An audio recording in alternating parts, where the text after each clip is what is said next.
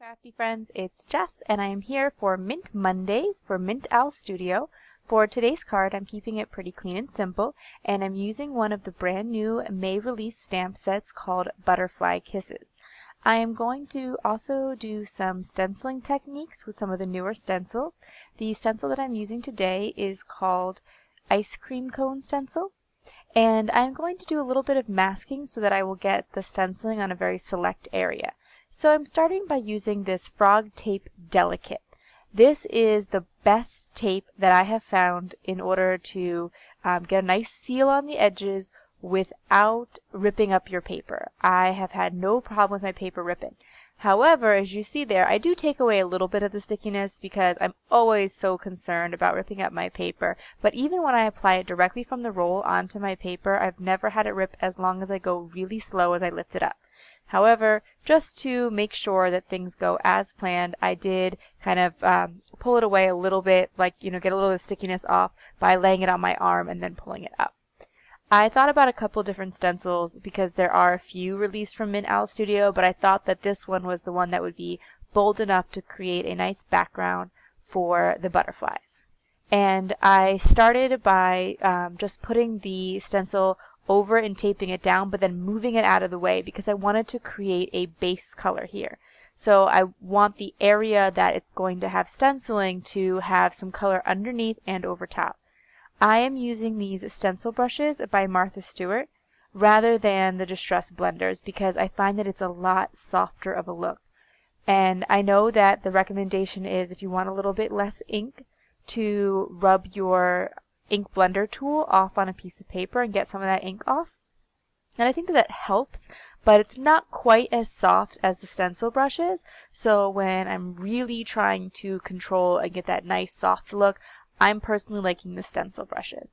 I've heard some good things about a couple of different companies in terms of the stencil brushes, but these were just ones that I picked up at Michael's using their 50% off coupon and got for a couple of bucks, and I have came with 6 stencil brushes, and they've really kind of been doing the trick for me personally.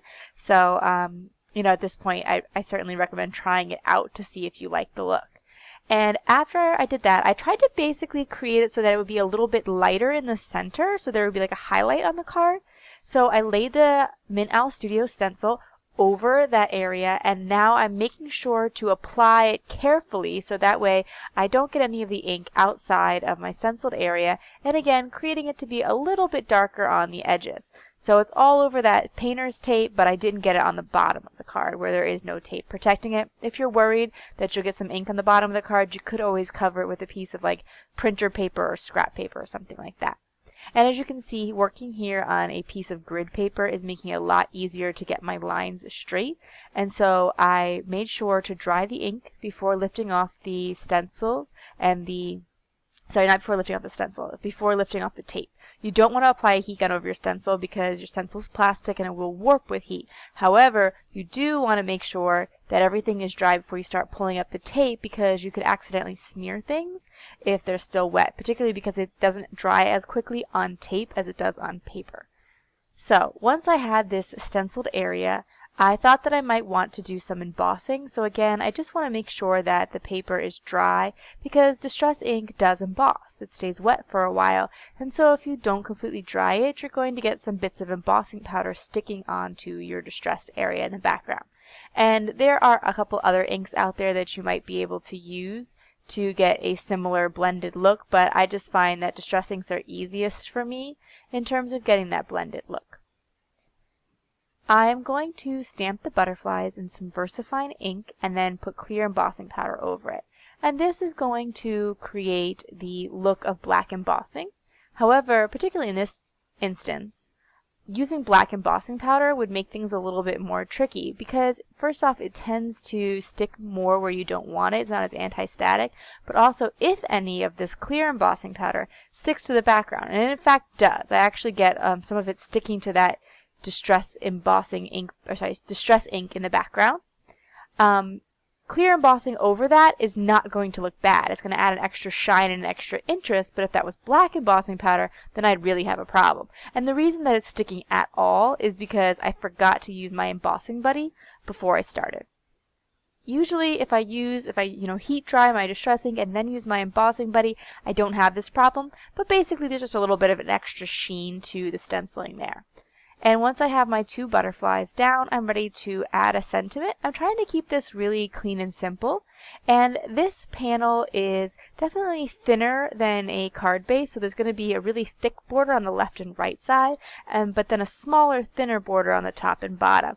And this was just for something different. So often I find myself just cutting it a little bit smaller and laying a piece of background matte paper on it or something like that. And I just wanted to kind of mix it up a little bit.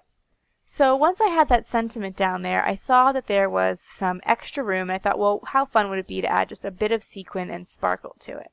And I had a card base already, but you see that it got a little bit messed up on the back, and since I want this one to look nice and clean for the photos, I decided to just put that aside and use it in another project, but get a new clean card base, an A2 size card, and I stuck that down with a whole bunch of foam tape because I want a little bit of dimension and I wanted to make sure it's nice and secure, so I put several strips of foam tape behind it. You could also use fun foam sheets, and that would get a similar effect, but whichever one you have on hand certainly works. And then I picked out a couple of different sequin packs and decided on the Hearts and Kisses mix, which I found out unfortunately is not available in the shop right now, but there's a similar cotton candy mix that would probably do the same effect, but whatever sequins you have on hand. I'm a big fan of just kind of like, if I find someone who sells quality sequins, just getting a whole bunch of colors because I never know what I want for my project. Which is why I like Mint Owl Studios, because there's a good mix in each of these sets. And so I just glued on 3 sequins for just a little bit of sparkle and shine, and that is it for my project today. If you like this video, please give it a thumbs up. If you are interested in more tutorials featuring Mint Owl Studio, be sure to subscribe to this channel or look in the video description to check out the blog so you can see a lot of the other design team's creations as well. And thanks for watching. Bye!